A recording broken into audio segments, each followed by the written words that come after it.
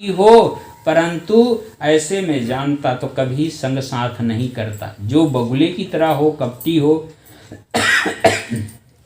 और जीवन जिसकी जो है अस्त व्यस्त हो, तो मैं इसके संग साथ नहीं करता। तो इस प्रकार से सदगुरु कबीर साहब हम सबको कहते हैं कि घर परिवार में रहो, पर कैसे रहना चाहिए? एकता के साथ रहना चाहिए। जो एकता के साथ रहता है घर में, जैसे 5 उंगलियां हैं, आपस में छोटे बड़े है, परंतु छोटे हैं तो इसके मतलब उसको त्याग दें? नहीं, त्यागा नहीं जा सकता, वो रहेगा। और जैसे हम मुट्ठी बांधते हैं, जैसे हम भोजन करने जाते हैं, तो 5 की ही वहाँ ज़रूरत होती, हर जगह हमारी 5 उंगली सहयोग करती है। इसी प्रकार से हम अपने परिवार में कैसे रहना चाहिए? संगठित होकर के रहना चाहिए।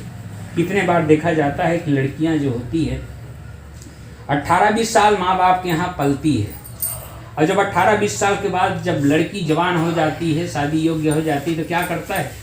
माता पिता बहुत सारे सामान देता है और उस लड़की को क्या करती है? ढकेल देती है। क्या करती है? ढकेल देती। शादी करने का मतलब होता है, शादी जब किया जाता है तो क्या करते हैं? सामान दे करके लड़की को अपने घर से बाहर निकाल देती है। परंतु एक माँ वो है जो गिरते हुए को हाथ पकड़ के उठाती है। वो कौन है? वो माँ कौन है? वो जिसको हम सास कहते हैं। एक माँ जिन्होंने जन्म दिया था, उन्होंने तो अपने घर से ढकेल दिया और कहा कि जाओ, अब तुम्हारे यहाँ खाना कपड़ा और कुछ भी यहाँ से अब नहीं मिलेगा। परंतु एक माँ जो थी, हम गिर रहे थे, उसको क्या किया था? उठा लिया, संभाल लिया और कहा कि बेटी, आज से मैं जीवन भर तुम्हारा ठेका लेता हूँ। ठेका का मतलब समझते हो? जैसे आप अपने घर को ठेके में दे देते हो उठवाने के लिए, तो सारा काम करके सुंदर वो देता है। इसी प्रकार से वो कहती है कि देखो, तुम्हें जीवन भर खाने को मिलेगा, जीवन भर पहनने को मिलेगा, जीवन भर यहाँ रहने को मिलेगा, और अपना सुंदर घर दे देता है और अपना सुंदर एक लड़का को भी दे देता है।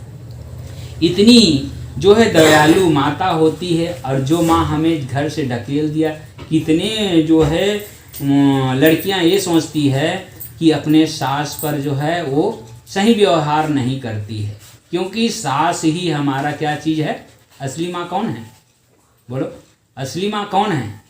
जिन्होंने तुम्हें घर से ढकेल दिया, वो कि जिन्होंने तुम्हारे हाथ थाम करके कहा कि बेटी तू सबकी मालकिन है, जिन्होंने मालकिन बना दिया, वो माँ है, सासू माँ होती हैं। वो माँ की जिस प्रकार से हमारे घर में कुछ हो जाता है, इतने बहुएं होती, कहीं बेटियां होती है, छोटे छोटे बातों को अपने माँ के यहाँ बताती रहती है, और उसकी माँ भी क्या कहती है? उसको इंजेक्शन देती है।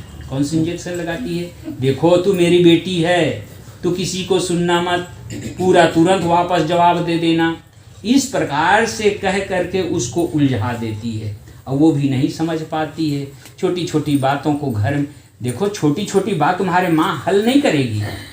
तुम्हें जहाँ रहना है, जहाँ हम रहते हैं, वहाँ पर हमारे समाधान होना चाहिए। अपने घर के बातों को दूसरे को जो है न बताएं। जितना बन सके अपने घर में हल हो जाए, बहुत बड़ी बात है। अपने घर में हल करना आदमी को चाहिए। और किसके आधार से हम सब आए हुए हैं?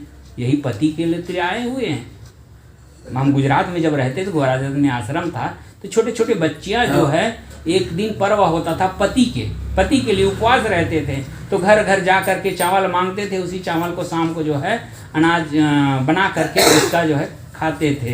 तो छोटे छोटे बच्ची, तो उसको तो कोई पता नहीं पति क्या होता है, कहाँ पता रहेगा।